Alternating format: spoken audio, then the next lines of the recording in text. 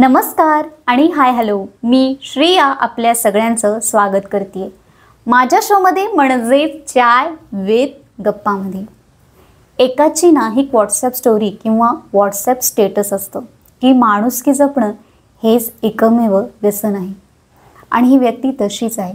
आज आपण आपल्या शोमध्ये भेटत आहोत धनंजय नामजोशी सरांना की ब्लड डोनेट असेल किंवा प्लेटलेट्स डोनेट असतील हे काम सर बारकाईनं बघत असतात आणि थॅलेरिया ऑर्गनायझेशन या संस्थेचं ते कामही बघतात आणि एक चांगले प्राणी मित्र आहेत. प्रत्येक प्राण्याला वाचवणं असेल, रेस्क्यू करणं असेल किंवा उपचार करणं असेल, या सगळ्या गोष्टी सर करतात.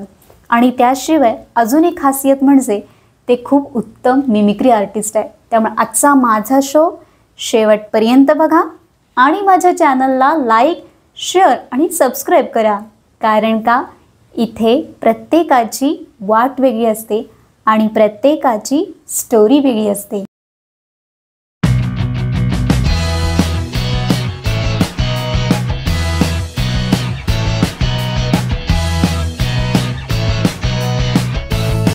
आणि हाय हॅलो, मी श्रेया आपल्या सगळ्यांचं स्वागत करते माझ्या शोमध्ये म्हणजेच चाय विथ गप्पामध्ये.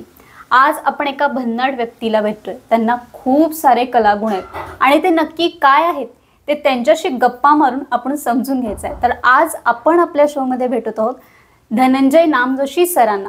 सर, मनापासून वेलकम माझ्या शोमध्ये तुमचं. आणि तुमचं इतकं काम मोठं आहे आणि इतका गोष्टी आहेत की खरंच मस्त वाटते तुमच्याशी गप्पा मारताना. सर, तुमचं प्राणीप्रेम हे खूप मोठं आहे, पण त्याच्या काही मागाशी काही स्टोरी होती का? पहिल्यापासून लहानपणापासूनच तुम्हाला प्राणीप्रेम प्रचंड होतं?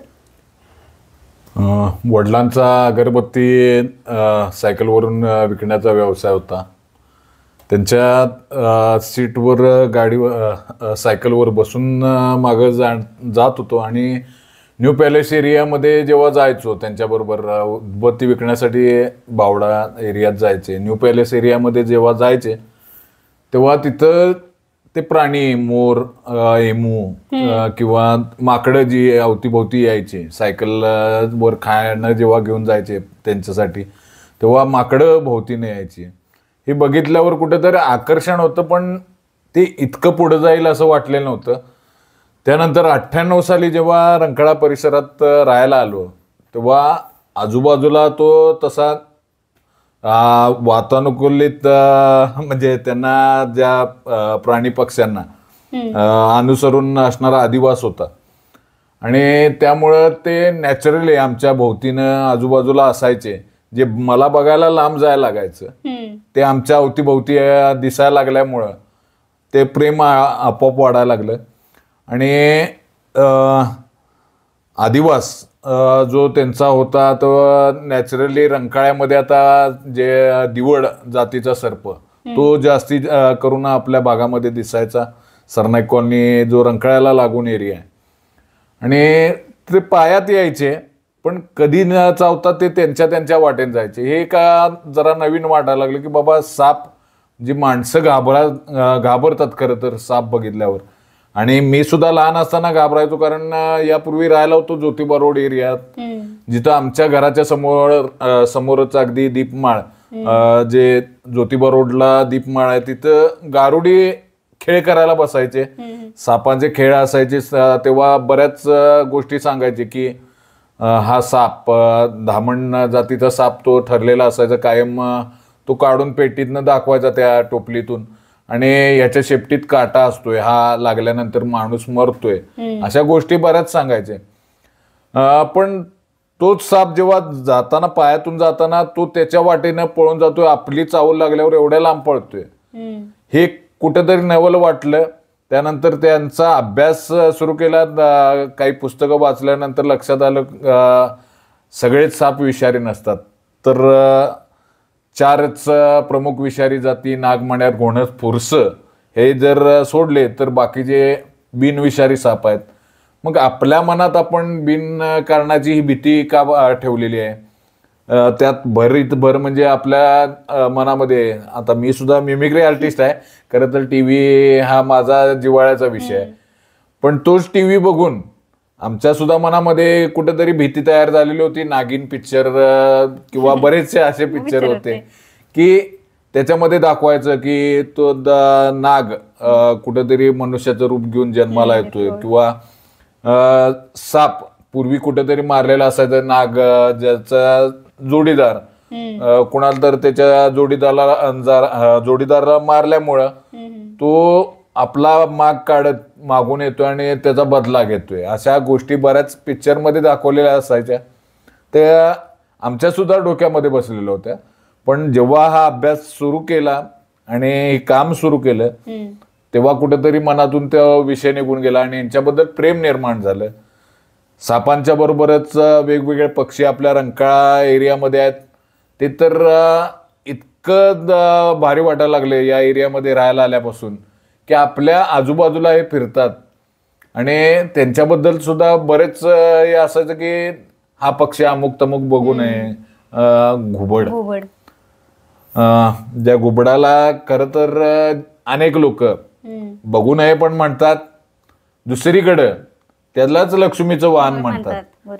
आणि त्याची पिसा आम्हाला द्या, नखं द्या, बरं का, तर धनलाभ होतो, सुख समृद्धी, धनलाभ होतोय, सुख समृद्धी येते, अशा बऱ्याच गोष्टी ते सांगतात. बरं दुसरीकडे त्याचं तोंड पण बघायचं नाही, हे कुठंतरी विरोधाभास आहे. बरं अंधश्रद्धा आहेत त्या ठीक आहेत, त्या तिथपर्यंत होत्या त्या ठीक आहे, पण एक एक जण म्हणतात की घुबड भविष्य पण सांगत. आता घुबड भविष्य सांगते, एवढे वेळा मी पकडलं, मला कधी काय कानात बोललं नाही. तो बिचारा त्रस्त असतोय कुठेतरी धडकल्यानंतर, किंवा त्यांचा सुद्धा अधिवास कमी होत आलाय, त्यांची सुद्धा संख्या झपाट्यानं कमी होत आली. याला कारण सुद्धा हेच आहे की त्यांच्याबद्दल असणाऱ्या अंधश्रद्धा आणि तस्करी. अनेक असे दुर्मिळ जातीचे घुबड आहेत ज्यांची तस्करी केली जाते, आणि याच अंधश्रद्धांच्या पोटी कोण भविष्य सांगते या नावानं त्यांची तस्करी करते, कोणी त्याचा धनलाभ होतोय म्हणून अमुक तमुक जातीचं हे घुबड त्याची तस्करी करतात. यामुळे त्यांची संख्या झपाट्याने कमी होत आली. त्याचबरोबर मांडूळ जातीचा साप, जो आपल्या म्हणजे बऱ्याच ठिकाणी आता बघितल्या असेल बातम्या की लाखो रुपयांमध्ये तिची तस्करी होते. तर काय आम्ही जेव्हा हातामध्ये पकडतोय तेव्हा आम्हाला तर कुठे जाणवत नाही की बाबा ह्याच्यामुळे काही धनलाभ होत असेल किंवा काय, पण लोकांना असं झालंय की दुरून डोंगर साजरे. आपल्याला ज्या गोष्टीची माहिती नाही, कोणतरी कानात सांगितलं आपल्या, तेवढंच आपण धरून बसतो आणि त्यावर विश्वास ठेवून लगेच आपण सुद्धा त्या गोष्टी मान्य करायला लागतोय. तर हेच कुठेतरी दूर करण्यासाठी आम्ही जनजागृतीचे कार्यक्रम घेत असतो वेगवेगळ्या शाळा कॉलेजेसमध्ये, की या अंधश्रद्धांवर विश्वास न ठेवता या बिचाऱ्या जीवांना वाचवण्यासाठी जेवढे प्रयत्न करता येतात तेवढे करा. प्रत्येकानं रेस्क्यू केलं पाहिजे असं नाही, पण निदान तुम्ही आम्हाला फोन करू शकता. सर्पमित्र, प्राणीमित्र, पक्षीमित्र जे आहेत त्यांना फोन करा. जर एखादा पक्षी जखमी दिसेल किंवा प्राणी एखादा जखमी असेल, साप कुठंतरी आलेला असेल, त्याला न मारता एखाद्या सर्पमित्राला फोन लावा, तो 5 मिनिटात येऊन तो साप पकडून घेऊन जाईल. पण तो विषारी बिनविषारी हे न बघता लगेच हातात काठी घेऊन त्याला मारणं, याला धाडस म्हणत नाहीत.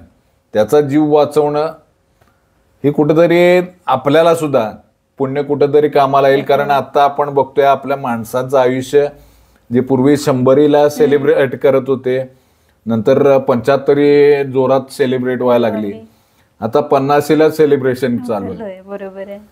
हे कुठेतरी पुण्य कामी येईल. माणसानं आपल्या हातून जेवढं चांगलं काम करता येईल तेवढं करावं.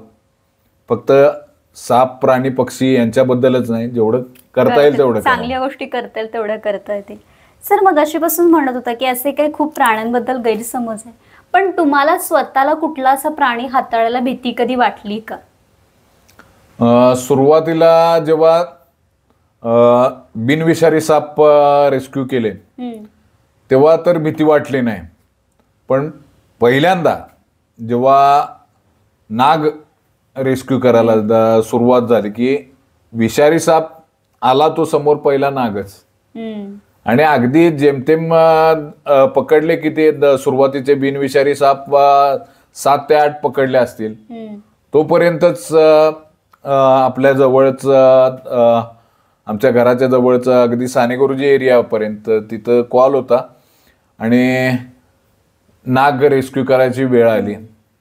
तेव्हा भीती वाटलेली होती, कारण पहिला बिनविषारी साप पहिला विषारी साप बरोबर आहे. रेस्क्यू करायची वेळ आली आणि तेव्हा भीती वाटलेली होती, पण ती भीती मनातून या कामामुळे निघून गेली.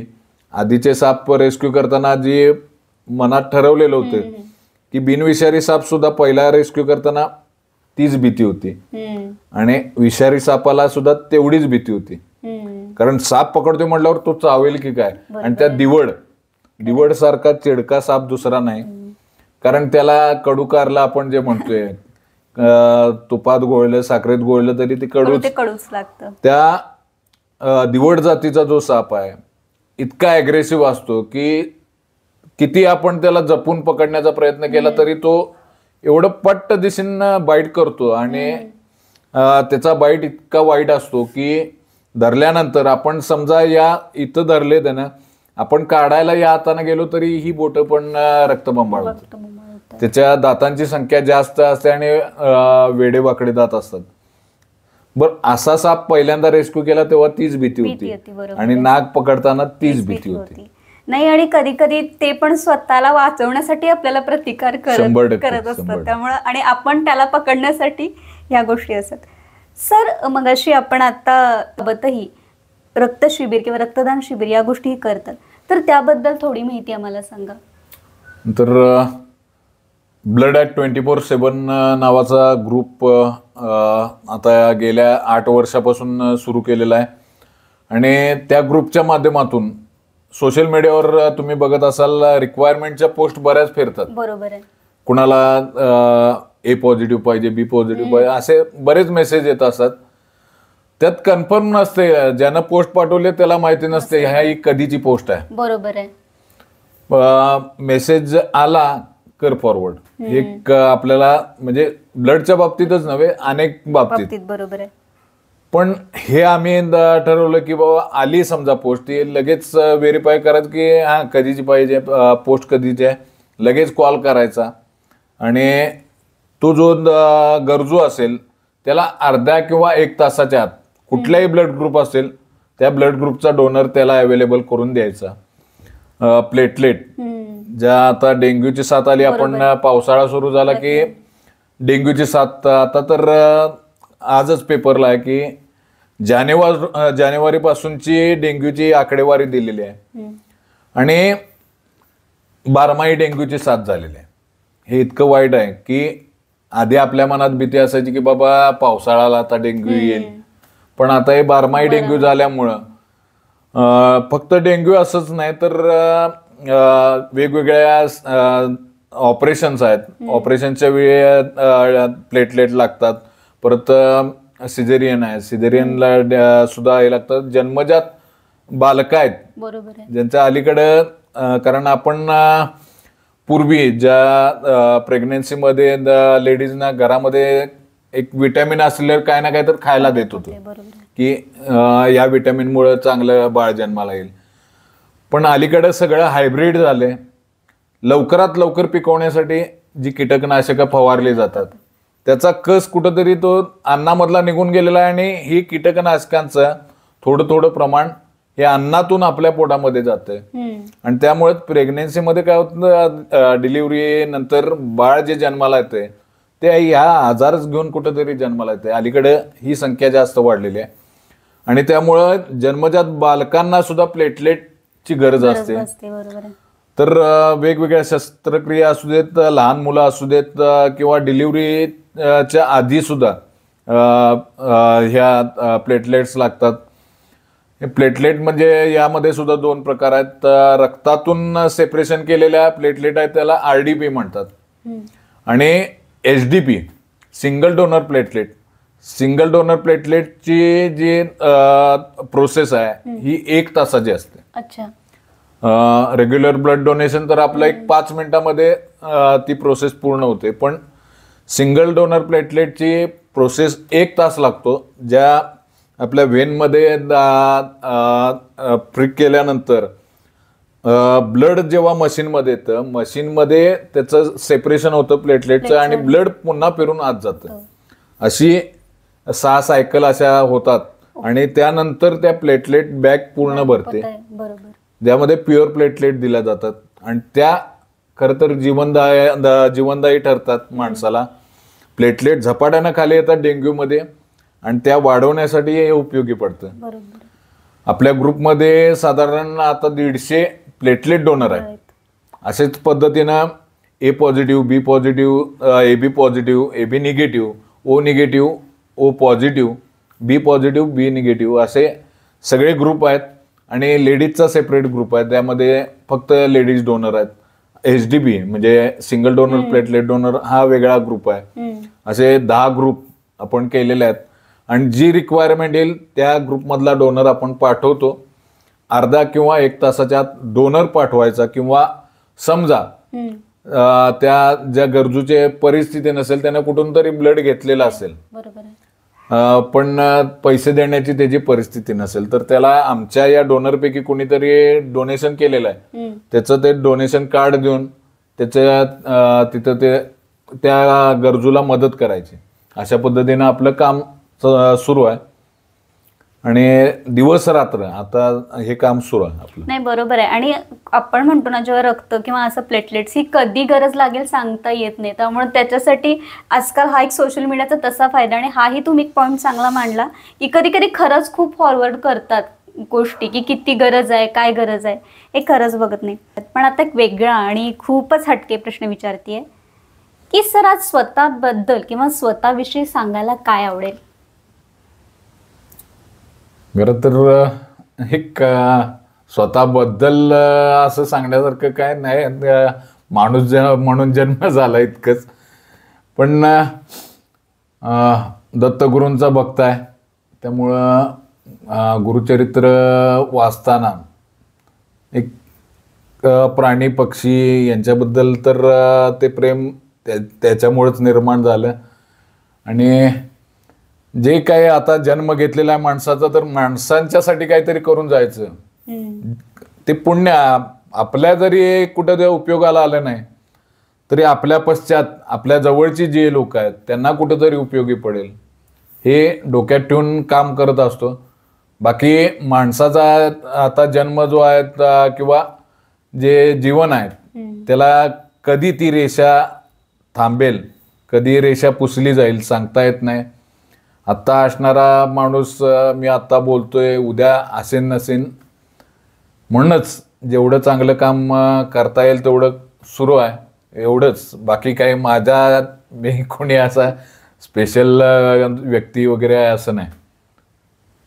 नाही पण मला असं वाटतं की आमच्यासाठी खरं तुम्ही स्पेशलच आहात, कारण की एवढी कामं जी करता तुम्ही आणि जी खरंच माणसांसाठी खूप महत्त्वाची असतात मला असं वाटतं.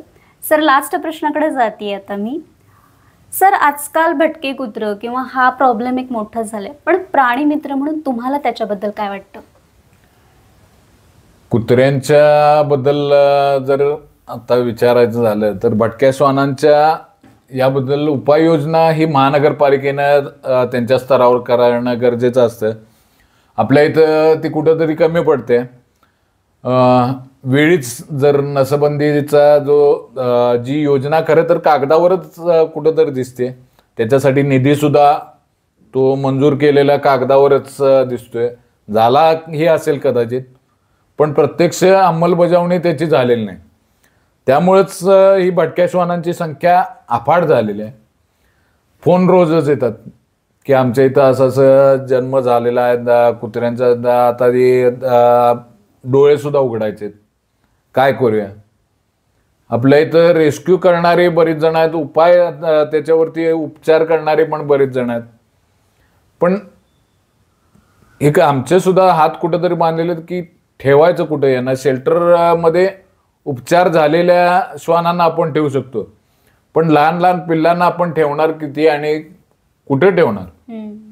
तसे आपल्या इथं काही ठिकाणं महानगरपालिकेने सुद्धा केलेली नाहीत किंवा महानगरपालिकेने जर वेळीच यावरती उपाययोजना केली असती तर हे आपल्याला आता डोळ्यासमोर जे वाईट चित्र दिसतंय हे दिसलं नसतं.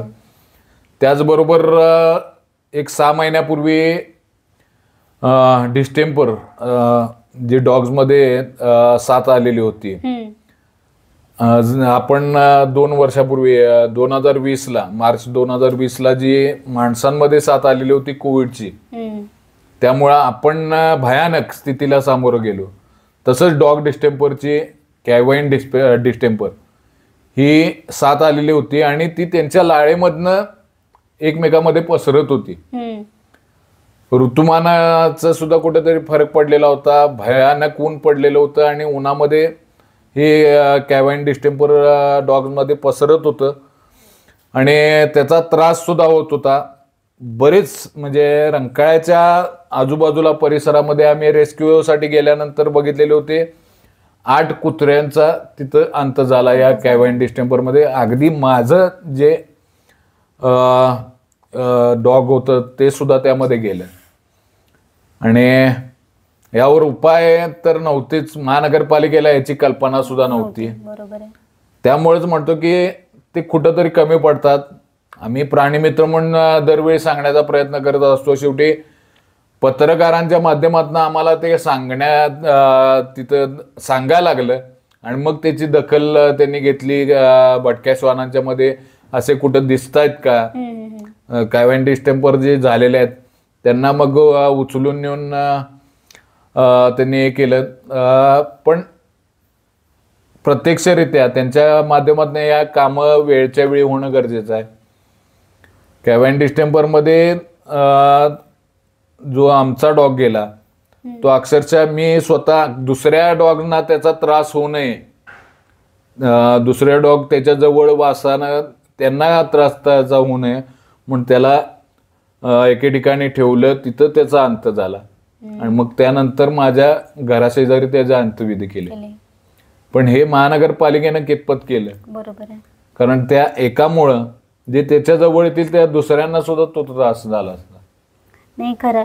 आणि मला असं वाटतंय की महानगरपालिकेला असा काही रोग आहे का, आधी ह्याचीच बहुतेक अशी माहिती नसेल असं वाटतंय. त्याचबरोबर आता आपण एक 3-4 महिन्यापूर्वी बघितलं महावीर कॉलेज पाशी एक तरुणी जिला डॉग बाईट झाल्यानंतर ती गेली. पण लोकांच्या मध्ये याबद्दल सुद्धा नॉलेज नाही आहे की कधी मृत्यू होतो किंवा CPR ला दोषी धरलं. त्यामध्ये समजा जो डॉग बाईट झालेला आहे तो जर